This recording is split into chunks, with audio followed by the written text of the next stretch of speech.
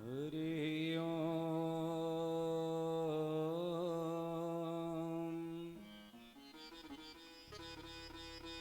हरि ओम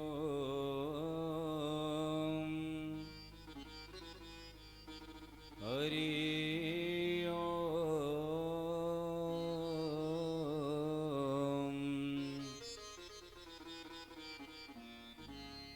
श्री गणेशाय नमः। लक्ष्मी नारायणाभ्यां नमः। उमा महेश्वराभ्यां नमः। श्री गुरुचरण कमलेभ्यो नमः। मातृपितृचरण कमलेभ्यो नमः। इष्टदेवताभ्यो नमः। सर्वेभ्यो देवेभ्यो नमः। सिद्धिबुद्धिसहिताय श्रीमन्महान् गणाधिपतये नमः।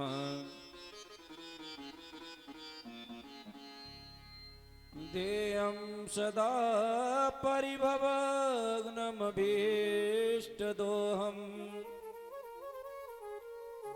तीर्थास्पदं शिवविरञ्चिनुतं शरण्यम् प्रत्यार्तिहं प्रणतपालभवाब्धिपोतं वन्दे महापुरुषते चरणारविन्दम्।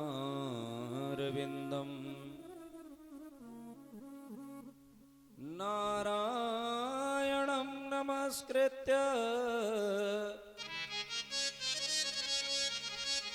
नरं चैव नरोत्तमं देवीं सरस्वतीं व्यासं ततो जयमुदीरयेत्।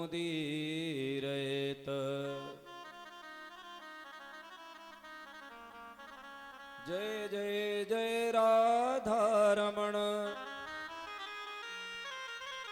जय जय नवल किशोर जय गोपी चित चोर प्रभु जय जय माखन चोर। आइए हनुमंत पधारिए कथा करूं मति अनुसार। प्रेम सहित गद्दी धरूं विराजिए पवन कुमार। प्रणवं पवन कुमार खलबन पावक ज्ञान घन। जासु हृदय आगार बसई राम सर चाप धर। कामी नारी प्यारी जिमे लोभी प्रिय जिमि दाम। तिमि रघुनाथ निरंतर प्रिय लागहु मोहि राम। प्रिय लागहु मोहि राम। प्रिय लागहु मोहि राम। प्रिय लागहु मोहि राम। बोलिए राजा रामचंद्र भगवान की जय हो। श्री हनुमान जी महाराज की जय। श्री सद्गुरुदेव भगवान की जय हो। व्यास नारायण भगवान की श्री सुखदेव महाराज की, श्री परीक्षित महाराज की, श्री अयोध्या धाम की, श्री मथुरा धाम की, श्री वृंदावन धाम की, श्री हरिद्वार धाम की। जय जय श्री राधे।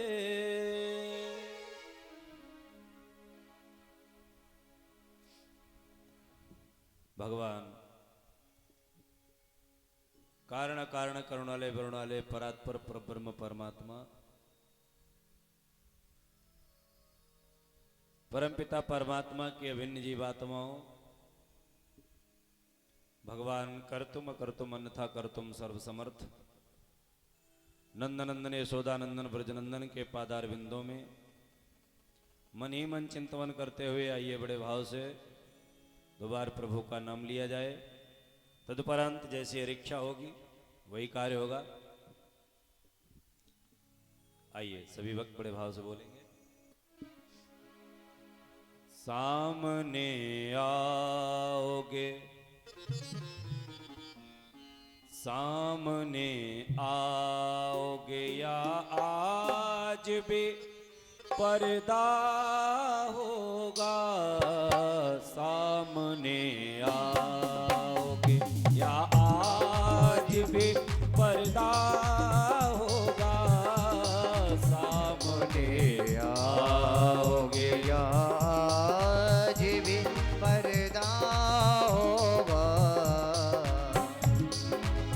सामने आओगे या आज भी पर्दा होगा, सामने आओगे आज भी पर्दा होगा, सामने आओगे या आज भी पर्दा होगा, सामने आओगे आज भी पर्दा होगा, ऐसा होगा, ऐसा होगा तो भला आज ये कैसा होगा, ऐसा होगा तो भला आज ये कैसा होगा।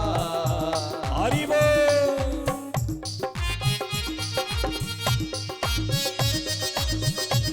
तालियों की सेवा करते हुए सभी लोग जय श्री राधे।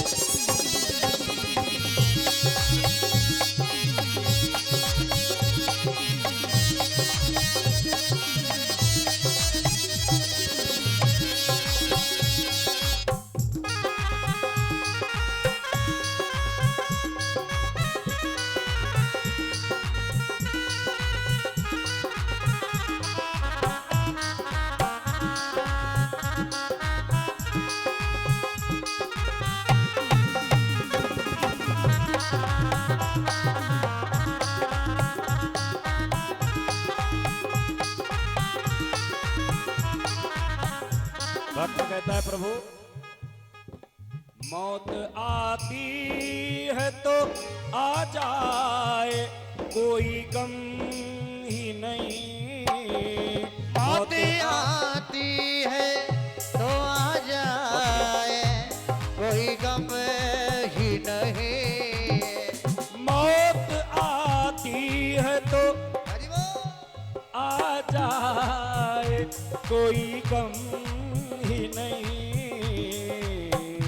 क्यों? वही आए, जय हो। वही आएगा जो मेरा मसीहा होगा, वही आएगा जो मेरा मसीहा होगा, सामने आओगे। और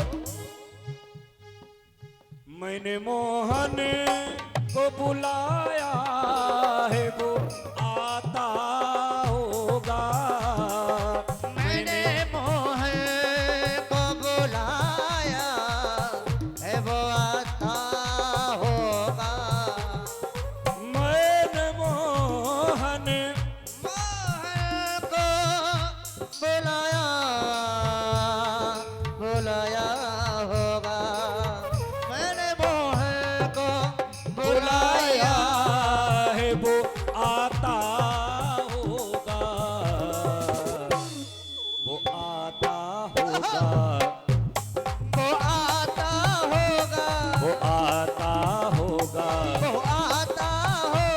वो आता होगा, वो आता होगा, वो आता होगा, वो आता होगा, वो आता होगा।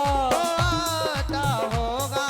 मैंने मोहन को बुलाया है, वो आता होगा। तुम भी आना, तुम भी आना मेरे घर, आज तमाशा होगा। तुम भी आना मेरे घर, आज तमाशा होगा। राधे राधे राधे बरसाने वाली राधे, राधे राधे राधे बरसाने वाली राधे, ओ राधे राधे राधे बरसाने वाली राधे, राधे राधे राधे बरसाने वाली राधे, ओ राधे राधे राधे बरसाने वाली राधे, ओ राधे राधे राधे बरसाने वाली राधे, ओ राधे राधे राधे बरसाने वाली राधे, राधे राधे राधे बरसाने वाली राधे, ओ राधे राधे राधे बरसाने वाली राधे, राधे राधे राधे बरसाने वाली राधे राधे राधे राधे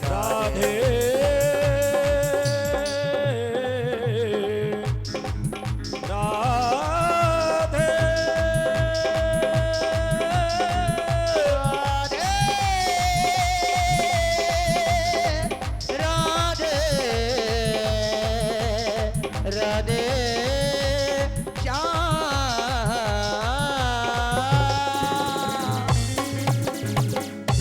बोलिए। उनको भगवान का वैकुंठ भी अच्छा नहीं लगा। क्यों? बोले महाराज यहाँ तो तुम्हारे पास पहुंचना मुश्किल है, यहाँ तो आपकी भगवत्ता महत्ता सत्ता दिखाई पड़ रही है? हम तो उसी वृंदावन में ही आपको देखना चाहते हैं जहां कभी कभी हम तुमको घोड़ा बना लेते तो तुम्हारी पीठ पे बैठ जाते थे। हाँ, हम तो उस कृष्ण के प्रसिक हैं जिसकी पीठ पर हम घोड़ा बना करके बैठ जाते थे। अरे मैया ने तो बांध दिया था उखल में, हम तो उस कन्हैया के प्रेमी हैं। ये जो शेष सैया के ऊपर लेटा हुआ, इससे हमें कोई अनुराग नहीं।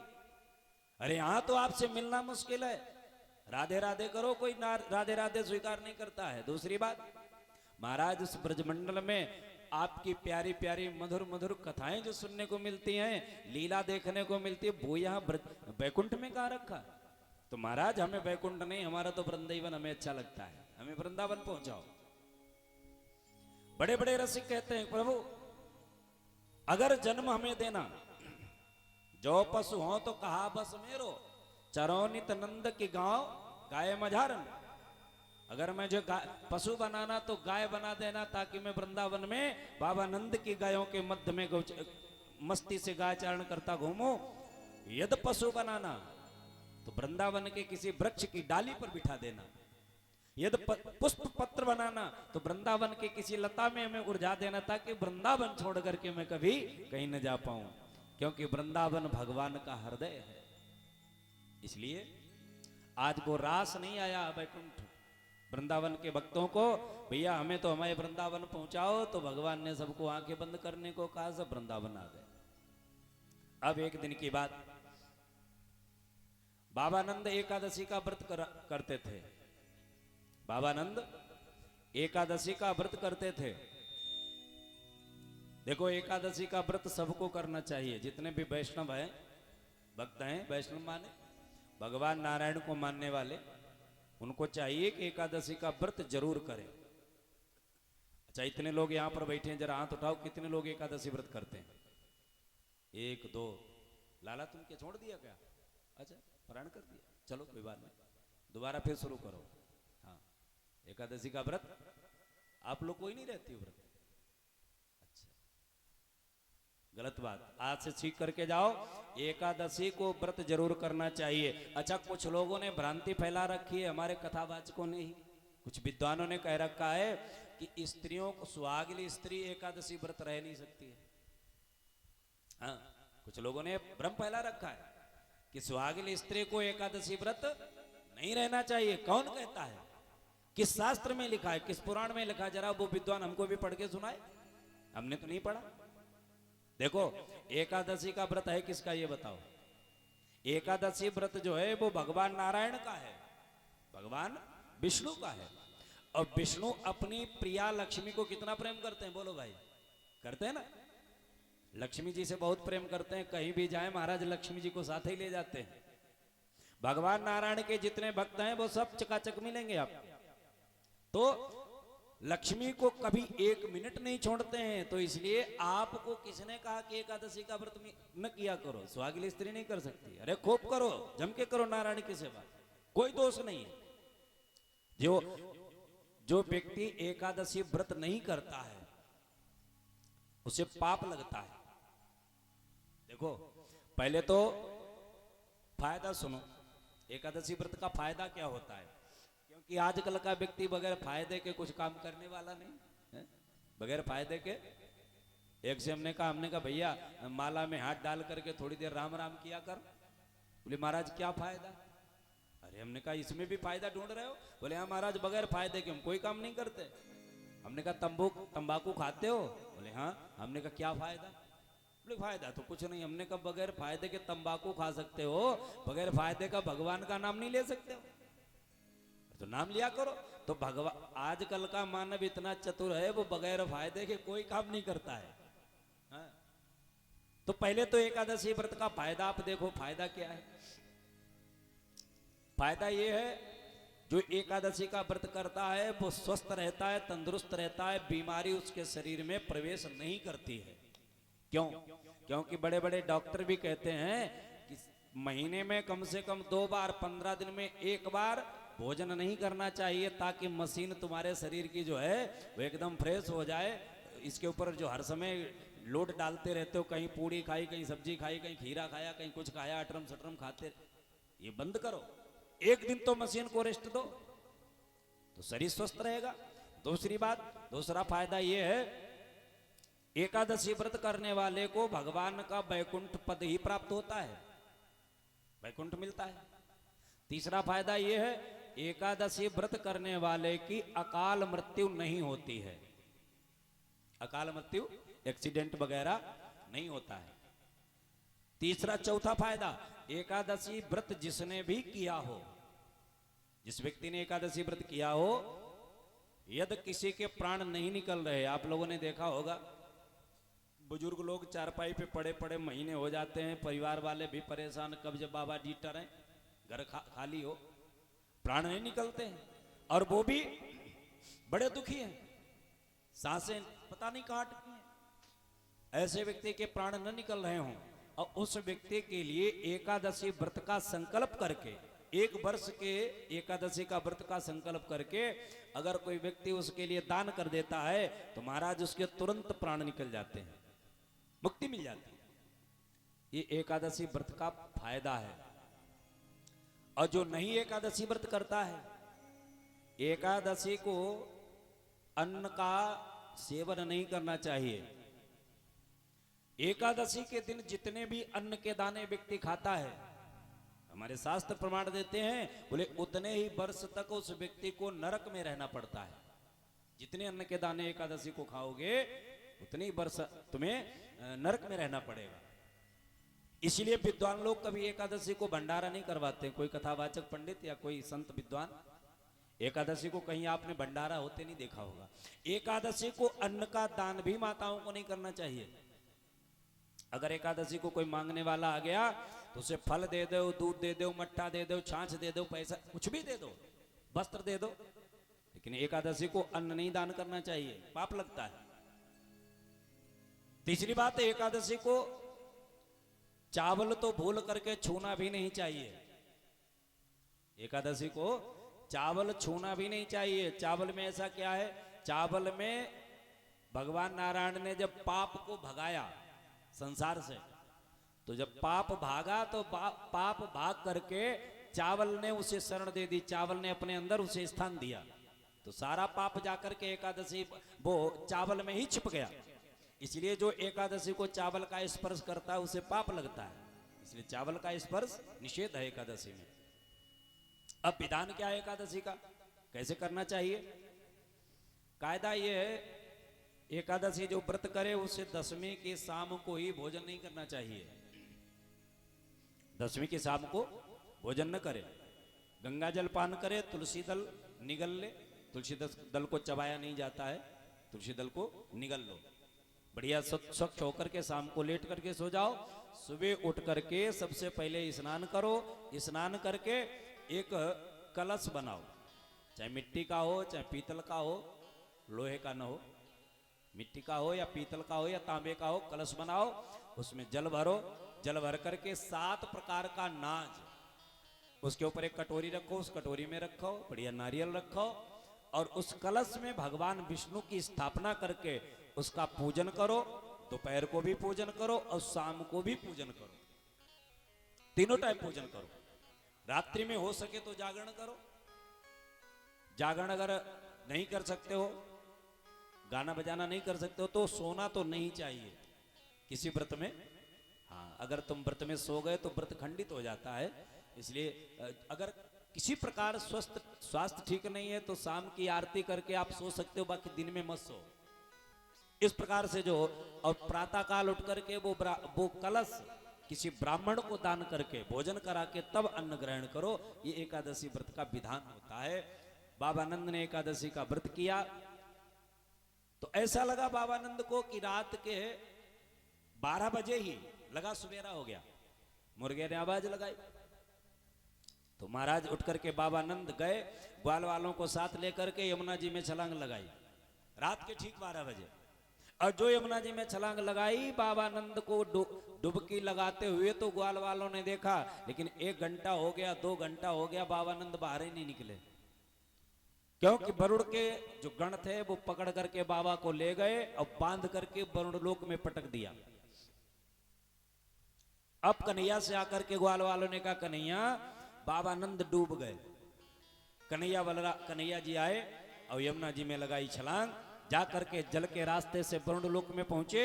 और जो जल वरुण लोक में पहुंचे,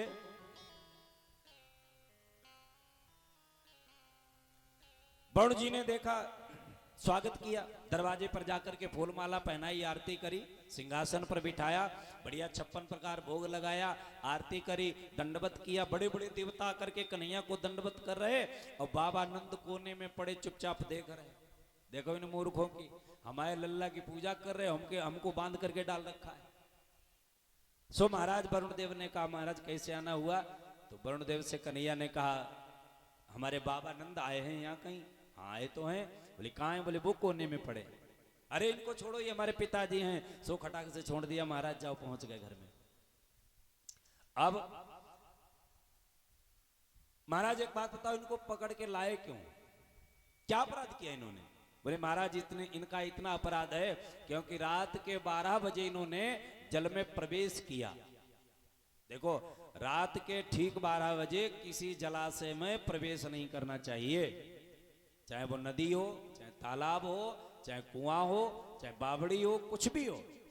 किसी भी जल को रात के 12 बजे स्पर्श मत करो। हम तो यहां तक कहते हैं कि रात के 12 बजे अगर हैंड पंप भी चलाना पड़े तो मत चलाओ रात के ठीक 12 बजे, क्योंकि वरुण देव सोते हैं और सोने से उनकी निद्रा भंग होती है। और प्यारे एक बात बताएं, दुनिया नाराज हो जाए तुम जीवित सलामत बने रहोगे, लेकिन अगर वरुण देव नाराज हो गए तो पानी के बगैर 2 घंटे काटने मुश्किल पड़ जाएंगे, है ना। इसलिए रात के ठीक 12 बजे हैंडपंप वगैरह मत चलाओ। बाबानंद को ला करके वृंदावन में स्थापित किया। अब कन्हैया ने एक दिन की बात, शाम का समय कौन सा आया?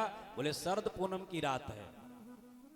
शरद पूनम की यही रात जो अगली पूर्णिमा से आने वाली है। अच्छा, इस बार एक अद्भुत बात है, ऐसा संयोग लग रहा है कि एक ही महीने में 15 दिन में 2 ग्रहण पड़ रहे हैं। 15 दिन में 2 ग्रहण है। एक ग्रहण 14 तारीख को पड़ रहा है, जो सूर्य ग्रहण है। सूर्य ग्रहण 14 तारीख को लग रहा है, और पूर्णमासी को चंद्र ग्रहण लग रहा है शरद पूनम की रात में। उस दिन चंद्र ग्रहण है। ये देश के लिए ठीक नहीं है, इतना ध्यान रखना, बहुत खतरनाक। इसी प्रकार 15 दिन में 2 सूर्य ग्रहण तब लगे थे जब महाभारत का युद्ध हुआ था, उससे पहले लगे थे। तब से आज तक नहीं लगे। आज पहली बार ऐसा हो रहा है कि 15 दिन के अंदर 2 ग्रहण लग रहे हैं, एक अमावस को, एक पूर्णमासी को। तो प्रभु से प्रार्थना करो वर्ष ठीक ठाक व्यतीत हो, बाकी स्थिति तो ठीक नजर नहीं आ रही है। इसलिए 14 तारीख को ग्रहण है और अगली पूर्णमासी जो शरद पूनम की आ रही है इसमें भी ग्रहण लग रहा है। बोली भक्त वत्सल भगवान की, तेरी मर्जी का मैं हूं गुलाम, तेरी मर्जी का। ये पुराने भजन हमने सब गाने बंद कर दिए, लेकिन आज कुछ लोगों को कम मन था कि पंडित जी ये भजन सुना देना, तो हमने कहा चलो सुना देंगे भाई। तेरी मर्जी का मैं हूं गुलाम, मेरे अलबेल राम, तेरी मर्जी का मैं हूं गुलाम, मेरे अलबेल राम, तेरी मर्जी का मैं हूँ गुलाम, मेरे अलबेल राम, मेरे अलबेल राम, अलबेल राम, मेरे अलबेल राम, अलबेल राम, मेरे अलबेल राम, अलबेल राम, मेरे अलबेल राम, अलबेल राम, मेरे अलबेल राम। तेरी मर्जी का मैं हूँ गुलाम, मेरे अलबेल राम, तेरी मर्जी का मैं हूँ गुलाम, मेरे अलबेल जय हो।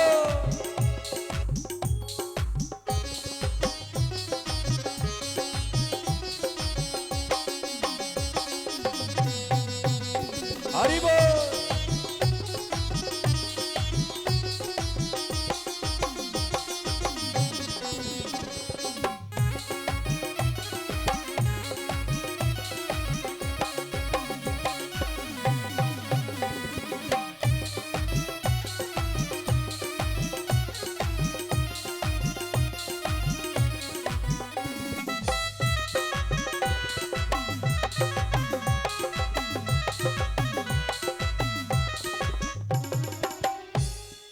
जो भी करा ले हूँ मैं तुझ पे निछावर, जो भी करा ले हूँ मैं मैं, तुझ पे निछावर, जो भी करा ले हूँ मैं तुझ पे निछावर, जो भी करा लूँ मैं तुझ पे निछावर।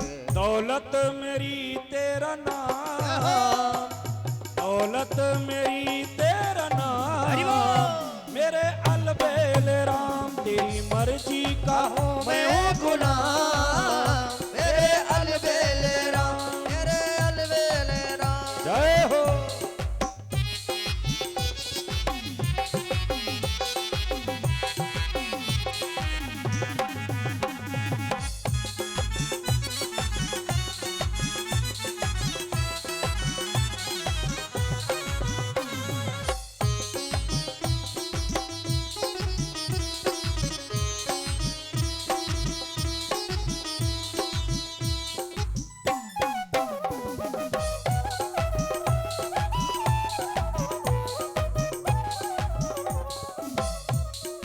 थक भी गया हूँ इस लंबे सफर में, थक भी गया हूँ इस लंबे सफर में, थक भी गया हूँ इस लंबे सफर में, थक भी गया हूँ इस लंबे सफर मेरा में। जीवन, वो मेरा जीवन, मेरा जीवन हुआ है हरा, मेरे अलबेल राम, मेरा जीवन हुआ है हरा, मेरे अलबेल राम, तेरे अलबेल राम, तेरी मर्जी का हूँ मैं गुलाम, मेरे अलबेल राम, मेरे अलबेल राम, मेरे अलबेल राम। और तेरी रजा में करी है अब रात, तेरी रजा में करी है अब रात, तेरी रजा में करी है अब रात, तेरी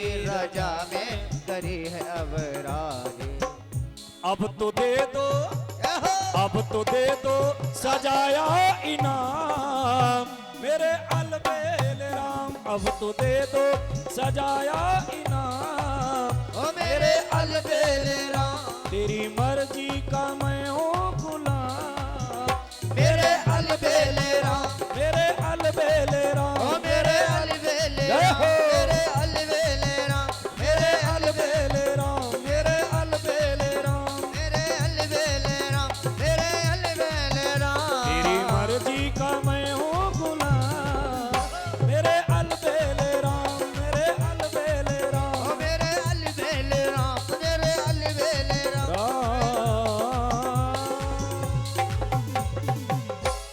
बोलिए राजा रामचंद्र। शरदोत्फुल्ल मल्लिका वीक्षरन्तु मनश्चक्रे योगमायामुपाश्रितः।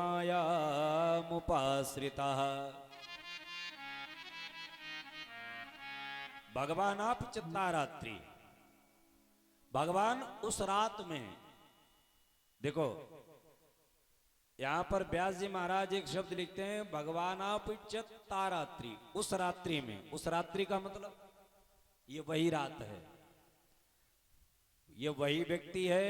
ऐसा हम कब बोलते हैं? जिससे हम पूर्व परिचित हों, जिसे हम पहले से जानते हो, तब कहेंगे ये वही व्यक्ति है। तो व्यास जी महाराज संकेत करते हैं भगवान आप तारात्रि, ये वही रात है। वही रात का मतलब इस रात्रि का कहीं पहले से कांटेक्ट है, संपर्क है, परिचित है। तो महाराज कैसे परिचित हैं ये रात्रि से? इस रात्रि का वर्णन पहले आ चुका है। कहां आ चुका है? पहला कारण यह है कि भगवान व्यास जी इसलिए लिखते हैं भगवान आप चित्तारात्रि, वही रात है। कौन सी? जो गोपिकाओं को भगवान ने वचन दिया, ऐ गोपिकाओं, अगली शरद पूनम जो आएगी मैं उसमें तुमसे रास करूंगा। एक तो भगवान ने गोपिकाओं को वचन दिया कि मैं तुमसे रास करूंगा शरद पूनम की रात में, इसलिए वो रात आज आ गई जिसमें भगवान ने रास किया है। पहला कारण। दूसरी बात, दूसरा परिचित क्यों इस रात्रि से है? क्योंकि ये रात्रि पहले भी आ चुकी है। कब आई? बोले जिस समय भगवान ने रामावतार लिया, ध्यान से सुने, भगवान ने रामावतार लिया।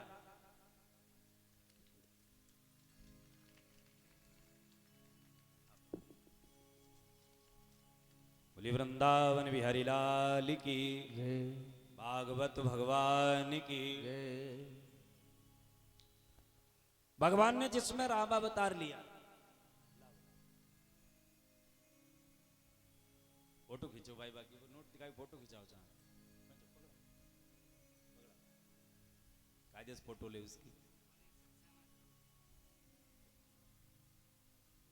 और ये मनीष सक्सेना जिरौली के रहने वाले, ये भगवान के चरणों में बच्चे के द्वारा 101 मुद्राओं का दान हो रहा, 100 मुद्राओं का दान दोनों बच्चों के द्वारा हो रहा है भगवान के चरणों में। भगवान सद्बुद्धि प्रदान करे बच्चों। भैया प्रसाद दे उन्हें और ढंग से दिए उन्हें, कायदा से, ताकि फिर मन बनो रहा है इनको। बोले वृंदावन बिहारी लाल की। भगवान ने रामावतार जब लिया, तो रामावतार भगवान ने लिया दिन में। ध्यान से सुनना, ये रात्रि पहले से ही परिचित है। भगवान आप चित्तारात्रि, उस बात की बात चल रही है। तो पहले परिचित कहां से है इस रात्रि से? तो भगवान ने जब रात अवतार लिया, राम जी ने दिन में, मध्य दिवस अति शीत न घामा, दिन के ठीक 12 बजे राम जी ने अवतार लिया। तो सूर्य भगवान रास्ते में ही बीच में रुक गए, बीच रास्ते में सूर्य भगवान रुक गए। अब कितने दिन तक रुके रहे मालूम? 1-2 दिन नहीं, 1 महीने तक। मास दिवस कर दिवस भा और मरम न जाने कोई, रथ समेत रवि था क्यों, निशा कवन विधि होए। 1 महीना हो गया, सूर्य भगवान अस्ताचल को चल ही नहीं रहे, क्योंकि रास्ता भूल गए। क्योंकि मेरे वंश में आज एक सुंदर परमात्मा ने अवतार लिया है, इससे बड़ी खुशी और क्या हो सकती है। जिसके घर में साधारण बालक जन्म ले, महाराज फूले नहीं समाता है, और जिसके घर साक्षात नारायण आ जाए, फिर उसकी खुशी का पारावार नहीं रहता है। सूर्य भगवान बड़े खुश हैं, और खुशी के चक्कर में टाइमिंग भूल गए। महाराज हमें अस्त भी होना है, अब 1 महीना हो गया, 1 महीने के बाद चंद्रदेव पहुंचे भगवान नारायण के पास। चंद्रमा ने कहा प्रभु, बोले हाँ। बोले अब 1 महीना हो गया आपको अवतार लिए हुए। बोले हाँ। बोले सूर्यदेव रास्ता ही नहीं छोड़ रहे, जो ये अस्त हो तब हम मस्त हो। भाई जब सूर्य अस्त होता है तो चंद्रमा मस्त होता है, जब तक ये अस्त नहीं होंगे हम मस्त नहीं होंगे महाराज। तो इनसे ये कहो। तो भगवान ने कहा तुम चाहते क्या हो? बोले हम ये चाहते हैं कि आप सूर्य भगवान से कहो कि थोड़ा रास्ता छोड़ें, अस्ताचल को जाएं तो हम प्रकट हों। भगवान नारायण ने कहा देखो भाई ये नहीं हो सकता है। क्यों? ये हमारे रिश्ते में लगते हैं बाबा, रिश्ते में हमारे ये बाबा हैं। अब नाती बाबा को आदेश थोड़ी दे सकता है, दे सकता है? आजकल कलयुग में तो कह देते हैं, अपने बाबा को नाती आदेश दे देता है काम के लिए, लेकिन तब ऐसा नहीं होता था। कलयुग में तो आज सब कुछ हो रहा है। कलयुग में न पुत्र माता का सम्मान करे, न पिता का सम्मान करे, न बहू सास ससुर का सम्मान करे, है ना? अरे महाराज कलयुग की तो स्थिति बहुत खराब हो गई है। कलयुग में क्या हो रहा है और क्या होगा, अभी कलयुग बहुत कम है, आगे और ज्यादा होगा। भगवान कन्हैया ने कहा था अर्जुन से कि क्या तुम्हें पता है हे अर्जुन, गीता जी के उपदेश है अर्जुन, क्या तुम्हें पता है हे अर्जुन, अब कलयुग आने वाला है और अन्याय और अधर्म से भरा, अब कलयुग आने वाला है। क्या तुम्हें पता है ए अर्जुन, जाने वाला है अन्याय और अधर्मों से भरा, वो कलयुग आने वाला है। क्या तुम्हें पता है हे अर्जुन,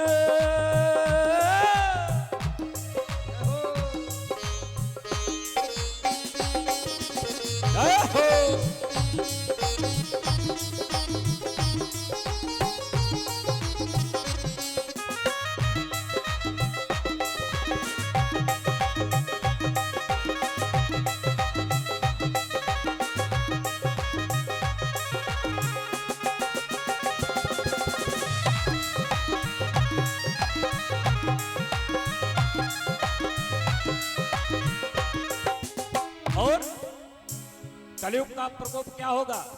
कलयुग का प्रकोप, ना पुत्र पिता की कदर करे, भैया मारेगा भैया को।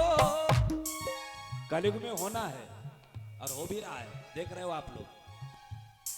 ना पुत्र पिता की कदर करे, भैया मारेगा भैया को। पत्नी का पति गुलाम बने, बेटा मारेगा मैया को। बेटा मारेगा भैया को, बेटा मारेगा भैया को।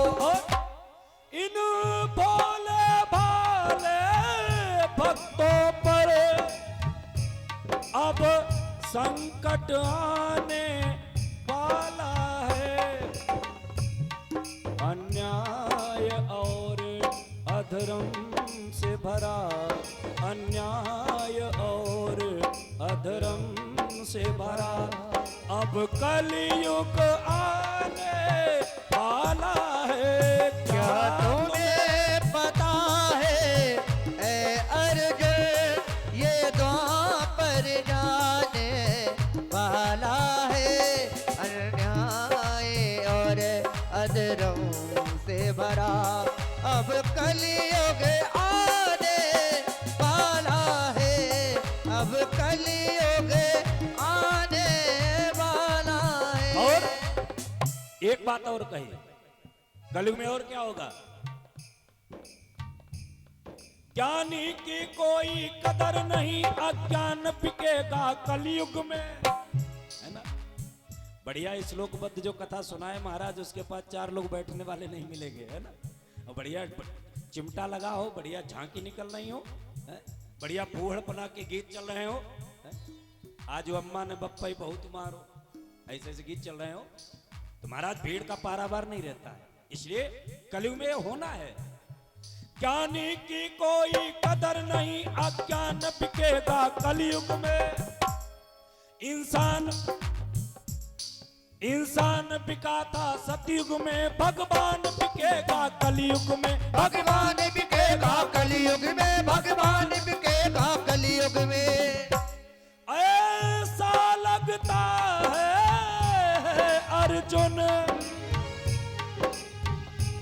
ऐसा लगता है अर्जुन, अब धर्म भी बिकने वाला है।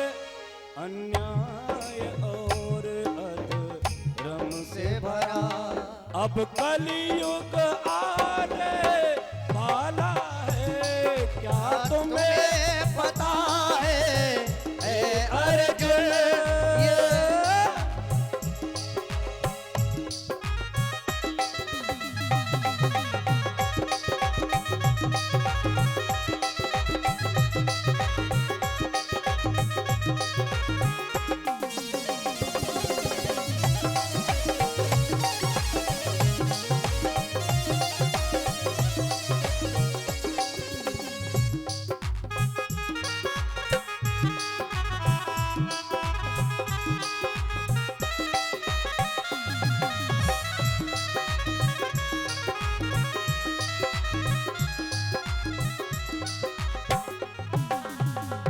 महाराज ये कलयुग के अगला अवतार जो होगा चंद्रवंश में मैं लूंगा। ये अवतार मैंने सूर्यवंश में लिया, ये हमारे बाबा हुए। अगला अवतार हम तुम्हारे वंश में लेंगे, चंद्रवंश में लेंगे। और एक रात ऐसी आएगी जो इन्होंने तुम्हें हमारा दर्शन 1 महीने नहीं करने दिया, और तुम हमारा दर्शन इन्हें 6 महीने मत करने देना। वो रात आएगी। आज वही रात आ गई है। कौन? शरद पूनम की रात, जिसमें भगवान रास करने वाले हैं, और वो रात 6 महीने की होगी। इसलिए भगवान कहते हैं भगवान पिचता रात्रि। आज वही रात आ गई, भगवान रास करने के लिए चले। तीसरा कारण ये रात कौन सी है? एक बार कामदेव को अहंकार हो गया कि हमसे बलवान ज्यादा कोई नहीं है। तो महाराज नारद जी से भेंट हो गई, तो एक दिन पूछा, भैया नारद जी ने आजकल बड़े कंधे फुला करके चलते हो, क्या बात है? कामदेव ने कहा, इस समय हमारी बराबरी का कोई नहीं है। अरे मैंने भगवान भोलेनाथ को समाधि से जगा दिया, तो हमसे बड़ा ताकतवर कौन है कोई संसार में? तो नारद जी ने कहा, कामदेव एक बात बताएं, अभी एक व्यक्ति ऐसा है जिसे तुम काम में परास्त नहीं कर सकते हो। कौन है? जल्दी नाम बताओ। बोले भगवान नारायण। नारायण के ऊपर कामदेव का कोई प्रभाव नहीं पड़ सकता है। कामदेव ने कहा, महाराज अगर मौका लग जाए, अखाड़े में कहीं नंबर लग जाए, तो एक साथ में 4 पटके हम नारायण के मारे। कामदेव ने कहा। नारद जी ने कहा, सच्ची? बोले बिल्कुल सही। तो नारद जी का काम ही है चुगली करना। तो नारद जी ने जाकर के भगवान नारायण से चुगली कर दी। महाराज कामदेव तो ये कह रहा था कि अगर मौका लगे तो हम नारायण के भी 4 पटकी मारें। भगवान नारायण ने कामदेव को बुलाया, पीसी लगाई अगले दिन। भाई बताओ, क्या तुमने ये कहा? कामदेव ने कहा, महाराज मौका लगे तो एक सांख में 4 पटकी हम तुम्हारे भी मार सकते हैं। भगवान मुस्कुराए, कामदेव जाओ, अभी नहीं, अगला अवतार में कृष्णावतार लूंगा। अब कृष्णावतार में 6 महीने की रात होगी, जिसमें मैं गोपिकाओं के साथ रास करूंगा और तुमको भी बुलाऊंगा। वहां हमारी तुम्हारी कुश्ती होगी। यदि तुमने मुझे परास्त कर दिया तो मैं अपना बैकुंठ तुम्हारे नाम कर दूंगा, और अगर तुम परास्त हो गए तो तुम्हें हमारा पुत्र बनना पड़ेगा, यह ध्यान रखना। कामदेव ने कहा, मुझे स्वीकार है। और वही हुआ। कामदेव को भगवान ने परास्त कर दिया रास लीला में। काम का कोई प्रकोप नहीं दिखाई पड़ा, उल्टा काम को लटका दिया था भगवान कन्हैया ने उस रास लीला के प्रांगण में। सो कामदेव हार करके भगवान कृष्ण का पुत्र बन करके आया। भगवान का जो पुत्र था जिसका नाम था प्रद्युम्न, प्रद्युम्न कामदेव का ही अवतारी था। तो इसलिए भगवान ने आज बंसी उठाई। तुलसीदास व्यास जी महाराज लिखते हैं, भगवाना पिचता रात्रि, वही रात आ गई आज। जिस रातों का वादा किया है भगवान ने भक्तों से, वही रात आ गई। रात कैसी है? बोले शरदोत्त फुल्ल मल्लिका, शरद पूनम की रात है। मल्लिकादिक पुष्पों से खूब सजाया गया उस वन को। वीक्षरंतु मनश्चक्रे, भगवान के अंदर आज मन पैदा हुआ। वैसे भगवान को अमना कहा गया है, अमना। वेद ने भगवान को अमना कहा है, भगवान के अंदर मन नहीं है इसलिए। लेकिन आज भगवान गोविंद के अंदर मन उत्पन्न हुआ, काहे के लिए? बोले वीक्षरंतु मनश्चक्रे, मन में रमण करने का भाव उत्पन्न हुआ, गोपिकाओं से रास करने का मन हुआ है। सो महाराज उठाई बंसी और शाम का समय जाकर के कुंजन मन में पहुंचे। कुंजन मन में पहुंच करके बंसी में सुर डाला। जो बंसी बजाना शुरू किया भगवान ने, वो बंसी तीनों लोकों में नहीं सुनाई पड़ी। भगवान ने विशेष तरीके से विशेष रूप से 2 बार बंसी बजाई। वैसे तो पूरा जीवन बंसी बजाई, लेकिन विशेष रूप से 2 बार बंसी बजाई। एक बार तब बजाई है जब भगवान ने बंसी के द्वारा वेणु गीत गाया, और जो वेणु गीत गाया वो बंसी सबको सुनाई पड़ी। उसमें व्यास जी महाराज लिखते हैं, बोले सर्वभूत मनोहरा। जो वेणु गीत गाया है, 5 गीत हैं भागवत जी में, उसमें एक गीत है वेणु गीत जो बंसी से भगवान ने गाया। और उस वेणु गीत के लिए भागवत में व्यास जी लिखते हैं, बोले सर्वभूत मनोहरा। भूत माने देहधारी, भूत माने देह। जितने भी देहधारी हैं वो सब भगवान की बंसी को सुन करके महाराज मोहित हो गए। और वहीं पर कहा गया कि बंसी बाजी श्याम की तो मोहे तीनों लोक, वे तीनों मोहे नहीं, बसे कौन से लोक। जब वेणु गीत गाया भगवान ने तो जितने भी तीनों लोक में प्राणी थे वो सब मोहित हो गए वेणु गीत के द्वारा। बोले 3 नहीं मोहित हुए, कौन कौन? एक संत कहता है, भक्त कहते हैं, बोले कंस, कंसिनी और कंस की अम्मा, ये मोहित नहीं हुए। लेकिन नहीं, प्रश्न इस बात का है, बोले सर्वभूत मनोहरा, सब मोहित हो गए। 3 कौन मोहित नहीं हुए? जिन्होंने बंसी को सुन नहीं पाया वो मोहित नहीं हुए। किसने नहीं सुन पाया? बोले राहु आकाशित सिर बिना, अहि पताल श्रुतिहीन, निद्रा बस मुचकुंद जी, और ये नहीं मोहे 3। एक तो राहु मोहित नहीं हुआ, दूसरे शेषनाग जी मोहित नहीं हुए क्योंकि सर्प के कान नहीं होते हैं, तीसरा बोले मानधाता के पुत्र मुचकुंद जी महाराज देवताओं के द्वारा प्राप्त निद्रा से प्रवर्षण पर्वत की गुफा में सो रहे हैं, वो मोहित नहीं हुए। बाकी वेणुगीत सबने सुना, सब मोहित हो गए। लेकिन आज जो भगवान ने बंसी सुनाई है ये सबको सुनाई नहीं पड़ी। ये किसको सुनाई पड़ी? बोले उन्हीं को सुनाई पड़ी है जिनका भगवान ने चीरहरण किया है गोपिकाओं का, जिन गोपिकाओं का चीरहरण कर चुके हैं। देखो रास लीला कोई मनोरंजन का विषय नहीं है, रास लीला टोटल आध्यात्मिक कथा है, बड़ा गहन विचार है, विषम विचार है इसका। इसलिए महाराज आज वो बंसी उन्हीं को सुनाई पड़ी जिनको भगवान ने गोपिकाओं का, जिन गोपिकाओं का चीरहरण कर लिया है। चीरहरण का मतलब जिनके अज्ञान का वस्त्र पड़ा था, अज्ञान का पर्दा पड़ा था आंखों के आगे, वो अज्ञान का वस्त्र हटा लिया है और ज्ञान रूपी आवरण उन्हें प्रदान कर दिया है। भाई 9th में एडमिशन वही ले सकता है जिसमें 8वें की परीक्षा ठीक से दी होगी, और परीक्षा देकर के जो उत्तीर्ण हुआ होगा, जो पास हो गया होगा, है ना। बगैर 8वां पास किए हुए 9th में एडमिशन थोड़ी हो सकता है, होगा।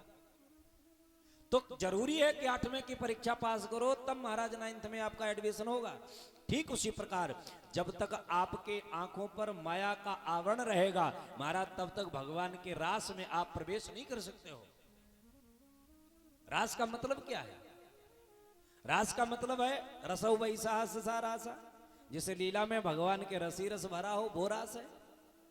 और आध्यात्मिक भाव देखें तो रास क्या है? बोले रा माने जीव, सा माने ब्रह्म। जहां पर ब्रह्म ने जीव को अपने में मिला लिया हो, जहां पर जीव को ब्रह्म ने अपने में मिला लिया हो, आत्मा परमात्मा में विलीन हो गई हो। और आत्मा परमात्मा में तभी विलीन होती है जब बोले माया के सारे रहस्य, सारे पर्दे खुल जाते हैं। जब सारे पर्दे माया के हट जाते हैं, जीव निष्कपट हो जाता है। जब तक कपट रहेगा, जब तक माया का आवरण पड़ा रहेगा महाराज, तब तक अपने आप में परमात्मा मिलाते नहीं है। आज गोपिकाओं के जो माया का पर्दा पड़ा हुआ था आंखों पर, वो भगवान ने चीर हरण की लीला के माध्यम से हटा दिया है। माया का पर्दा हट गया, भगवान को पहचानने में समर्थ हो गई, इसलिए भगवान को पहचान करके गोपिकाएं बंसी सुन करके भागी चली जा रही हैं। भगवान ने बंसी बजाई, बड़ी विलक्षण। तो आज वो बंसी उन्हीं गोपिकाओं को सुनाई पड़ी जो गोपिकाएं महाराज रास वो चीरहरण लीला में सम्मिलित थी, जिनका चीरहरण हो चुका था। आज भगवान ने उन्हीं को बंसी भगवान की सुनाई पड़ी। लेकिन बंसी बजी कैसी? आज बड़ी अद्भुत बजी है, आज तक ऐसी बंसी नहीं बजी। भागवत जी में व्यास जी लिखते हैं,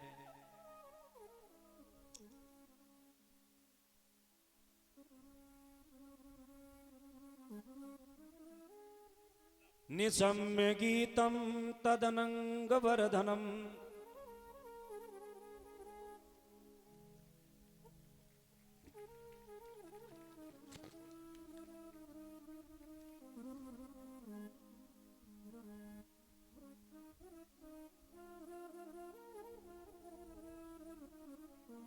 भैया इन प्रसाद थोड़ा रख दिया करो या दे दो ना। और ये हमारे क्या नाम, रामेंद्र सिंह चौहान जी, भागवत जी की कथा के मध्य में व्यास जी का सम्मान करते हुए माल्यार्पण कर रहे हैं। भगवान सद्बुद्धि प्रदान करे। सम्मान वही करता है जिसका कहीं होता है ना। जिसका कहीं होता है सम्मान, वही सम्मान करना जानता है। जिसका कहीं होता ही नहीं है वो क्या जाने। बोलिए वृंदावन बिहारी लाल के जय। तो गीत जो गाया है भगवान ने मुरली के द्वारा, वो कैसा गीत है? बड़ा अद्भुत गीत है। निशम्य गीतम तदनंग वर्धनम ब्रज श्रिया कृष्ण ग्रहीत मानसा। बड़ा अद्भुत गीत है। निशम्य गीतम, गीत निकला कैसा? बोले अनंग वर्धनम। अनंग नाम है कामदेव का। कामदेव को बढ़ाने वाला वो गीत निकला है बंसी के माध्यम से। कामदेव को बढ़ाने वाला गीत ऐसा क्यों गाया भगवान ने? आज इसलिए बजाया है कि कामदेव को मुरली के द्वारा पुकार रहे हैं, बुला रहे हैं, आमंत्रित कर रहे हैं। ऐ कामदेव, जो हमने तुमसे वादा किया था कि मैं तुमसे रास के मध्य में हमारी तुम्हारी कुश्ती होगी, तो आज समय आ गया है, आ जाओ। इसलिए महाराज निशम्य गीतम तदनंग वर्धनम, ऐसा गीत निकला कि कामदेव भागा चला रहा है। माने भगवान ने साक्षात कामदेव को आमंत्रित किया, आ जाओ, आज हमारी तुम्हारी कुश्ती होगी। गोपिकाओं के कान में सब बंसी की ध्वनि पड़ी। बड़ी विचित्र स्थिति में बेचारी भागी। कोई उठी दौरी, कोई भूल गई पौरी, कोई पौरी भई कौरी भरी कदम की डाल में। कोई खुले बाल, कोई भूषण विशाल, कोई तज के श्रृंगार चली सुधि नहीं माल के। कोई धाई कुंजन में, कोई धाई विपिन में, कोई फिरी कानन में, दसाती बेहाल सी। सारी ब्रजबाल कठपूतरी सी नाच रही, ऐसी आज बांसुरी बजी है नंदलाल की। तो बाजी उमगाई बाजी, बाजी द्वार खोल धाई। गोपिकाओं की स्थिति बड़ी खराब। बाजी उमगाई बाजी, बाजी द्वार खोल धाई। मार्ग भुलाई बाजी व्याकुल अंगन में। बाजी ने बिसारी धीर, बाजी ने है फारी चीर। बाजी के उठी है पीर, चैन है न मन में। बाजी घर छोड़ी भाजी, बाजी डर छोड़ी भाजी। बाजी बर छोड़ी भाजी, व्याधि लगी तन में। अब बाजी कहे कहां बाजी, बाजी कहे कहां बाजी। बाजी कहे बांसुरी बजी है वृंदावन में। सब भागी चली जा रहे हैं, भगवान की बंसी को सुन करके एक दूसरे से बात नहीं कर रही हैं। एक गोपी शाम का समय है, लिपंतया भययो कश्चिद। एक गोपी शाम का समय दरवाजे पर लीप रही है। भगवान की बंसी सुनाई पड़ी, सो गोबर में सना हुआ हाथ लेकर के महाराज कुंजन वन में पहुंच गई। ध्यान ही नहीं रहा कि हमें हाथ भी धोना है। ये दरवाजे पर लीप क्यों रही है? इसलिए लीप रही है क्योंकि माताओं को चाहिए प्रतिदिन शाम को अपने दरवाजे पर, अगर कच्चा है, मिट्टी का दरवाजा है, फर्श नहीं है, तो गाय के गोबर से लीप करके उस पर दीपक जलाओ। और यदि फर्श है तो बढ़िया पोंछा लगा करके अपने दरवाजे पर दीपक जरूर जलाना चाहिए, देसी घी का, रोज शाम को। जो माता बहन अपने दरवाजे पर शाम को गाय के वो देसी घी से दीपक जलाती है, लक्ष्मी उसके घर से कभी विदा नहीं होती है, हर समय लक्ष्मी रहती है। हम ये तो नहीं कहते हैं कि आप अरबपति हो जाओगे, करोड़पति हो जाओगे, ये तो हम नहीं कहते हैं। लेकिन दीपक जला के देख लो, कोई बहुत बड़ा काम नहीं है, बहुत बड़ा कोई काम नहीं है।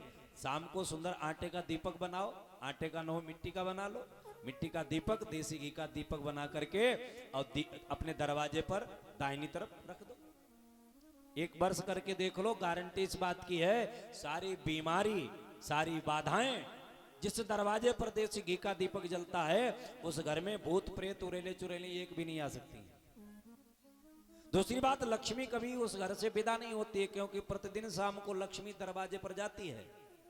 जहां प्रकाश होता है, स्वच्छता होती है, वहां लक्ष्मी निवास करती है। इसलिए अपने दरवाजे पर दीपक जलाओ। एक गोपी शाम का समय दरवाजे पर लीप रही थी, सो भगवान की बंसी सुनाई पड़ी, सो भाग खड़ी हुई, गोबर में सना हुआ हाथ लेकर पहुंच गई। एक गोपी शाम का समय गाय का दूध निकालने के लिए बछड़े को खोला, हाथ में दुहनी, और महाराज बछड़ा दूध पी रहा है, सो भगवान की बंसी सुनाई पड़ी, बछड़ा दूध पी रहा, दुहनी लेकर के पहुंच गई कुंजन वन में। क्यों? बोले कृष्ण ग्रहीत मानसा। मन कहां है? बोले कृष्ण ग्रहीत, कृष्ण रूपी ग्रह ने गोपिकाओं के मन को ग्रसित कर लिया है। और जहां व्यक्ति का मन होता है व्यक्ति वहीं जाता है। अगर मन नहीं है आपका कथा में आने का, तो कितनी बढ़िया भी कथा हो रही हो, आप आने वाले नहीं। अगर मन है तो देखो, दर्शन तो महाराज भदुइया में हमारे सुबह कर चुके हैं, हमारे भदुइया से पधारे हुए भक्त। आज हम भदुइया गए थे, कोट भदुइया। अब गए क्या, आफत में पड़ गए, सही बता रहे। अगर हम ऐसा जानते तो नहीं आते, सही बता रहे। पूरा गांव, पूरा शिष्य परिकर हमारा, सब घर में खाना भोजन बनाए बैठे, गुरुजी हमारे यहाँ भोजन करके ही जाना। हमने कहा गुरुजी को मारोगे क्या? और तब भी कम से कम 10-12 जगह हमें भोजन करना पड़ा। भोजन काय का करना, मुंह जूठा करना पड़ा। लेकिन हाँ, इतना कहेंगे भैया दक्षिणा खूब मोटी मिली, जेब भर गई पूरी हमारी। तो दर्शन तो हमारे सुबह कर चुके थे, लेकिन रसिक हैं, मन कर रहा था इनका कि नहीं गुरुजी की कथा में जरूर चलेंगे। तो हमारे रविंद्र दत्त और लाला भैया, ओमवीर लाला जी, सपरिवार देखो पधारे हैं कथा में। ऐसे रसिक होते हैं, जहां मन करता है वहां व्यक्ति जरूर जाते हैं। मन किया इनका कि भाई गुरुजी का दर्शन तो हो चुका, लेकिन कथा तो नहीं सुन पाई अभी, तो चलो कथा सुनिए। और प्रतिवर्ष इनके यहाँ कथा होती भी है, सुनते, लेकिन मन है तो व्यक्ति का मन जहां होता है व्यक्ति जरूर खिंचा खिंचा वहां चला जाता है। गोपिकाओं का मन कहां है? गोपिकाएं तो घर में है, लेकिन मन कहां है? बोले कृष्ण गृहीत मानसा। जहां कुंजन मन में भगवान बंसी बजा रहे हैं मन वहां है, क्योंकि कृष्ण रूपी ग्रह ने गोपिकाओं के मन को ग्रसित करके अपने पास बिठा लिया था। सो मन कुंजन मन में है, गोपिकाएं यहां टहल रही, सो मन के पीछे भागी भागी जा रही है महाराज। एक गोपी शाम का समय पति को भोजन परोस रही, तो भोजन परोसने पति बैठा पाटे पर भोजन करने के लिए, महारानी चली थाली लेकर के, सो भगवान की बंसी सुनाई पड़ी, सो पति पाटे पर बैठा पीछे पीछे पुकार रहा और थाली लेकर के पहुंच गए कुंजन वन में। ऐसी स्थिति खराब। एक गोपी शाम का समय कपड़े पहन रही थी, सो भगवान की बंसी सुनाई पड़ी, सो लहंगे को ओढ़ लिया, ओढ़ने को लपेट लिया, भाग खड़ी हूं। एक गोपी शाम का समय अपने आभूषण पहन रही थी, जेवर पहन रही थी, सो भगवान की बंसी सुनाई पड़ी, सो नाक वाले कानम पहले, कान वाले नाकम पहने, भाग खड़ी हुई। क्यों? मन काम नहीं कर रहा है। अरे जब मन हो तब काम करे ना। मन कहां है? बोले कृष्ण गृहीत मानसा। कृष्ण के पास मन है, इसलिए सब ओटपटांग काम कर रहे हैं। एक गोपी शाम का समय अपना श्रृंगार कर रही थी, मेकअप कर रही थी, सो भगवान की बंसी सुनाई पड़ी, सो जल्दी जल्दी में आंखन वालों ओठन पे लगाओ, ओठन वालों आंखन पे लगाओ, भाग खड़ी हुई। बड़ी विचित्र व्यवस्था। सब भागी भागी चली जा रही, और कैसे भाग रही हैं? रास्ता नहीं पूछ रही एक दूसरे से ना। जिस प्रकार से गौमुख से निकली हुई गंगा महाराज पर्वतों को लांघती हुई, झरनों को लांघती हुई, बड़े बड़े पत्थरों से टकराती हुई महाराज जाकर के सीधे अपने प्रीतम गंगा सागर में मिलती है जाकर के, ठीक उसी प्रकार घर से भागी हुई गोपिकाएं मुंह उठाए भागी चली जा रही हैं अपने प्यारे प्रीतम से मिलने के लिए। कुंजन मन में सब पहुंच गए, और जो कुंजन मन में पहुंची गोपिकाएं भगवान ने देखा। भगवान ने गोपिकाओं से कहा, स्वागतम भो महाभाग। अय गोपिकाओं, इस कुंजन मन में तुम्हारा स्वागत है, स्वागतम भो। गोपिकाएं बड़ी प्रसन्न हुई। अरे प्रभु, तीन लोक का मालिक साक्षात गोविंद, जिनके चरणों की धूल मैं अपने सिर पर धरना चाहती हूं, आज वो हमारा स्वागत कर रहे हैं। भाई एक बात बताओ, माननीय नरेंद्र मोदी जी की सभा चल रही हो और हमारे सत्यपाल फौजी जी पहुंच जाएं और नरेंद्र मोदी जी उठ करके कहें आइए चौहान साहब आपका स्वागत है, तो बताओ आपका सम्मान बढ़ा कि नहीं बढ़ा? बोलो भाई है? या इस सभा में कोई व्यक्ति पधारे और व्यासपीठ से बैठ करके हम उसका नाम ले, तो महाराज उसका सम्मान बढ़ता है कि देखो पंडित जी ने इतनी सभा में हमें पहचाना, हमारा उद्घोषण किया है ना? तो सम्मान बढ़ा कि नहीं बढ़ा? और फिर उसी व्यक्ति से कहें को भैया काहे आए तो बोलो भाई, उसको बेइज्जती लगेगी कि नहीं? तो भगवान ने पहले तो गोपिकाओं से कहा स्वागतम भो महाभाग, आइए गोपिकाओं तुम्हारा स्वागत है, और फिर कहने लगे प्रियम किम करवाणी बा, तुम आई क्या करने? सो गोपिकाओं को लगा इन्होंने तो खूब इज्जत करके बेइज्जती की है, क्योंकि पहले इनको अभिमान हो गया गोपिकाओं को कि कन्हैया मेरा स्वागत कर रहा है। तो भगवान ने अभिमान 1 मिनट में तोड़ दिया। बोले प्रियम किम करवाणी बा, मैं तुम्हारा क्या हित करूं, तुम आई क्या करने? गोपिकाओं ने कहा बा महाराज, पहले खूब इज्जत करके बेइज्जती करते हो। अरे पहले आपने बंसी में नाम लेकर के मुझे पुकारा, और तब कहीं आकर के जब मैं आई तो आप कहते हो कि तुम आई क्या करने? महाराज आपने पुकारा है ना, इसलिए आई हूं। भगवान ने कहा हमने पुकारा तो सही, लेकिन हमने ये थोड़ी कहा था कि अपने पति पुत्रों की आज्ञा को टाल करके आओ। अरे तुम तो अपने पति की आज्ञा को टाल करके आई हो, इसलिए तुम सब लौट जाओ, सब वापस चली जाओ, क्योंकि पत्नी का एक ही धर्म है। क्या धर्म है?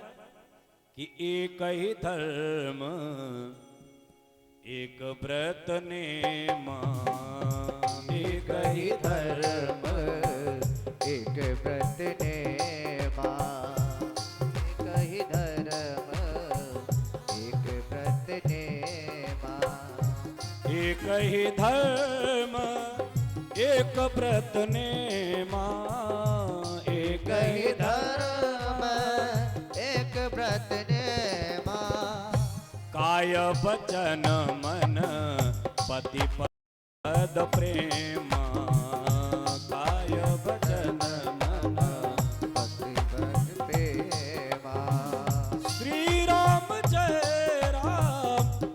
जय जय राम। श्री राम जय राम जय जय राम। पत्नी का एक ही धर्म है, भगवान कहते हैं गोपिकाओं, एक पत्नी का धर्म क्या है, ये उपदेश दिया भगवान ने यहां पर गोपिकाओं को। पत्नी को चाहिए, पति कैसा भी हो, पति कैसा भी हो, लेकिन पत्नी को चाहिए अपने पति का अपमान न करे। पति लंगड़ा हो, पति बुढ़ा हो, पति रोगी हो, पति गरीब हो, पति अंधा हो, पति बहरा हो, कैसा भी हो, लेकिन पति परमेश्वर होता है। वृद्ध रोग बस जड़ धन हीना, अंध बधिर क्रोधी अति दीना। और ऐसे वो पति कर किए अपमाना, तो बोले नारी पाव यमपुर दुख नाना। पति लंगड़ा है, पति अंधा है, पति बुढ़ा है, पति गरीब है, बहरा है, और फिर भी अगर पत्नी ने उसका अपमान किया, सम्मान नहीं किया, तो उस स्त्री को सिर निश्चित नरक में ही जाना पड़ता है। नारी पाव यमपुर दुख नाना।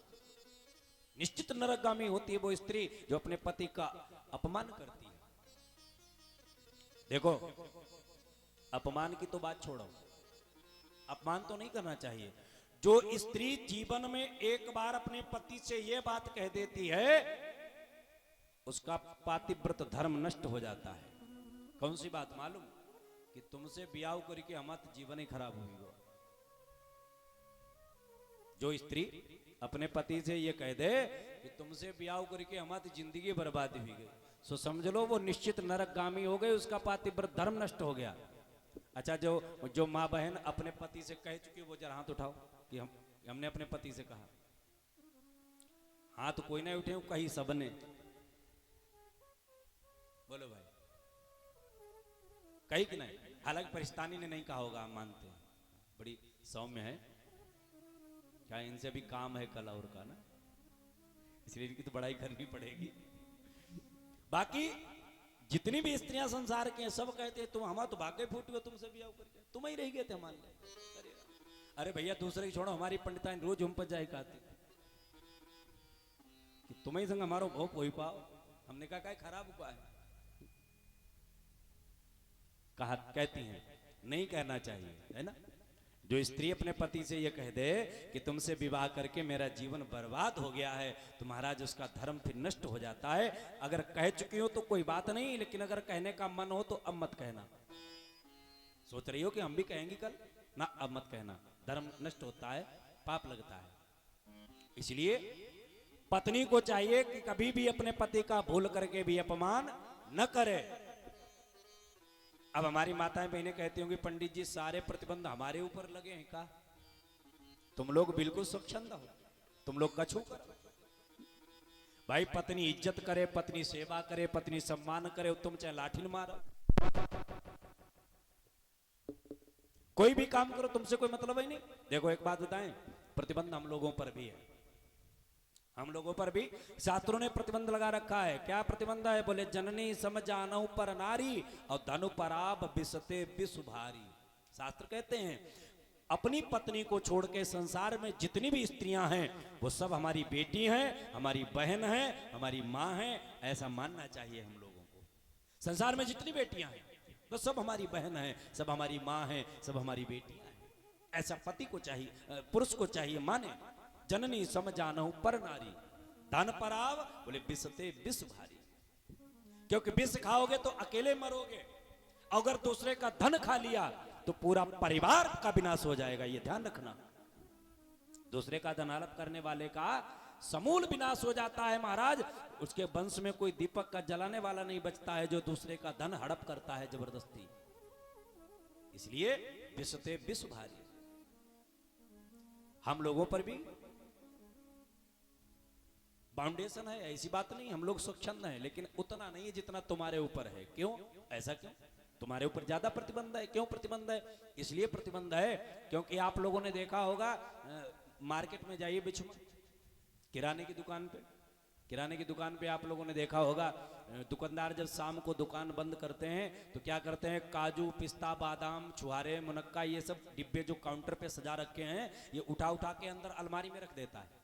दुकानदार रख देता है कि नहीं? पैसे वाली गोलक उठा के अंदर रख देता है तब चैनल बंद करता है कि नहीं। और आप लोगों ने देखा होगा नमक की बोरा अंदर रखता है उठा के, या गिरुआ की बोरी वे बाहर पड़ी रहती है ना, देखा होगा। तो आप सब जो है वो काजू पिस्ता बादाम की डिब्बा हो, और हम लोग हैं नमक के बोरा। हम कहीं पड़े रहे, हमारा कोई तलाशी नहीं है ना, क्योंकि तुम हमारी आन बान शान हो, तुम हमारी इज्जत हो, आन बान शान हो। अगर तुम्हारे ऊपर दाग लग गया तो हम मुंह दिखाने के लायक नहीं बचेंगे, समाज में हमारी कोई प्रतिष्ठा नहीं होगी अगर तुम्हारे ऊपर किसी ने उंगली उठा दी तो। इसलिए तुमको बड़ी सावधानी से रहना चाहिए।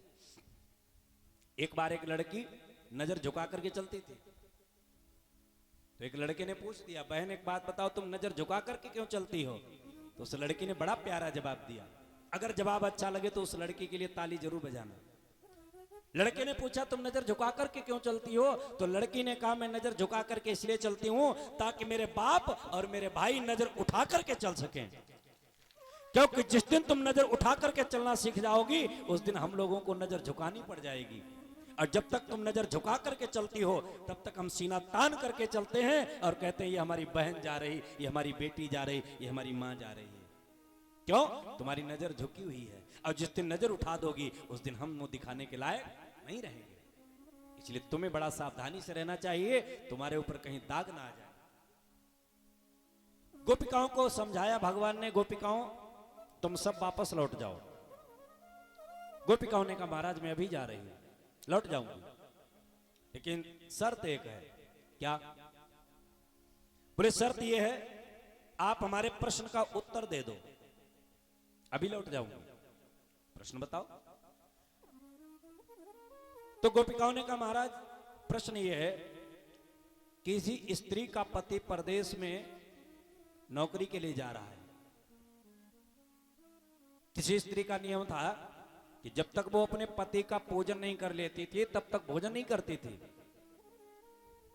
तो एक दिन के बाद पति परदेश चलने लगा नौकरी के लिए। तो पत्नी ने कहा महाराज आप तो जा रहे हो नौकरी करने, और जब तक हम आपका पूजन नहीं करेंगे तो भोजन नहीं करेंगे, और आप तो जा रहे हो हम पूजन किसका करेंगे?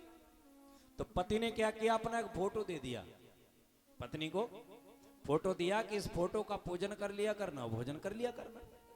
अब तो वो पत्नी क्या करती है, रोज अपने पति के फोटो का पूजन करती है, भोजन कर लेती है। महाराज एक दिन की बात, उस स्त्री ने पति के फोटो में लगाने के लिए रोली उठाई उंगली पर। ध्यान से सुनना, सामने फोटो रखी है, उंगली पर रोली उठाई फोटो में लगाने के लिए, और तब तक महाराज पीछे पति आ गया। पति ने आवाज लगाई, अब पीछे खड़ा पति, आगे रखा फोटो। अब आप कृपा करके हमें यह बताएं, उंगली पर जो रोली रखी है वो पति के मस्तक में लगाए या फोटो में लगाए? भगवान ने कहा गोपिकाओं फोटो की तो तब जरूरत थी जब पति नहीं था, अब जब पति आ गया है तो रोली पति के मस्तक में लगाओ, फोटो की क्या जरूरत है? गोपिकाओं ने कहा महाराज फिर तो आप हार गए। क्यों? बोले जिन पतियों को मैं छोड़ करके आई, जिन पतियों की आज्ञा टाल करके आई हूं, वो तो हमारे संसारिक पति हैं, इस देह के पति हैं, और आप उन पतियों के भी पति हैं, अर्थात आप जगत पति हैं, और जगत पति के पास जाने से रोकने वाले ये संसारिक पति कौन होते हैं? बताओ भाई, जिस दिन वो जगत पति बुलाएगा क्या संसारिक पति रोक पाएगा? बताओ भाई, नहीं कह पाओगे कि लड़का खेत पर है आ जाए तब चलेंगे, नहीं कह पाओगे कि बिछवा मार्केट में भैया गया है आ जाए तब चलेंगे, नहीं कह पाओगे कि पत्नी को पूरा हिसाब किताब समझा दें तब चलेंगे। ना ना ना, जिस समय जिस घड़ी जिस क्षण बुलावा आएगा तो निश्चित जाना पड़ेगा। एक मिनट भी इधर उधर नहीं हो सकते हो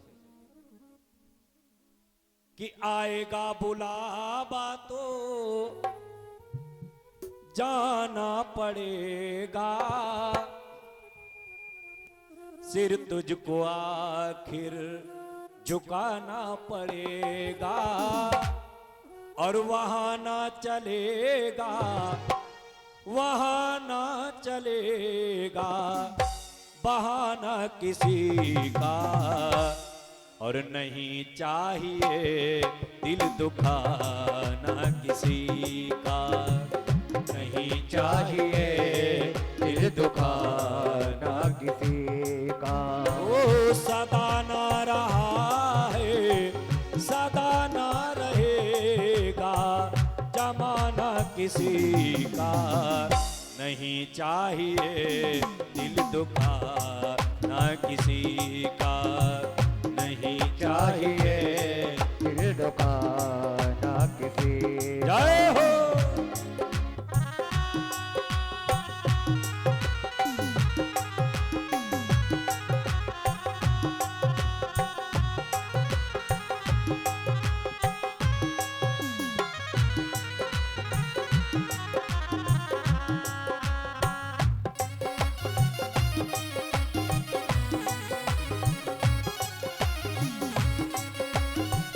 जय हो।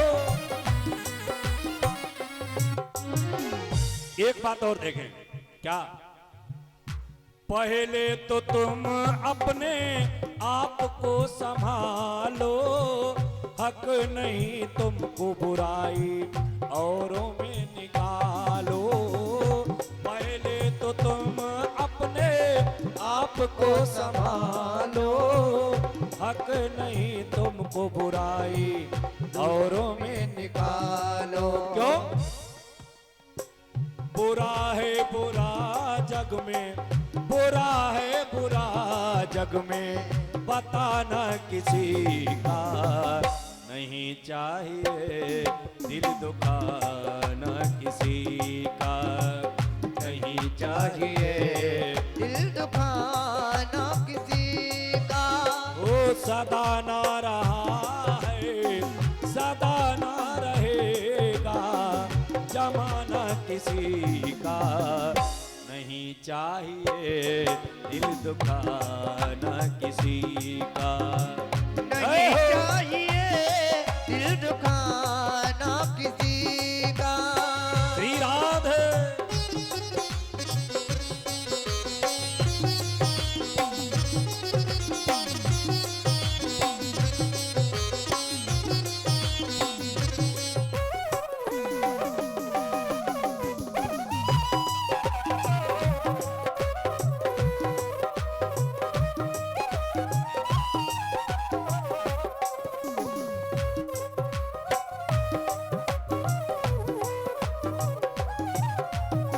और दुनिया का गुलशन सदा ही रहेगा, ये तो जहां में लगा ही रहेगा।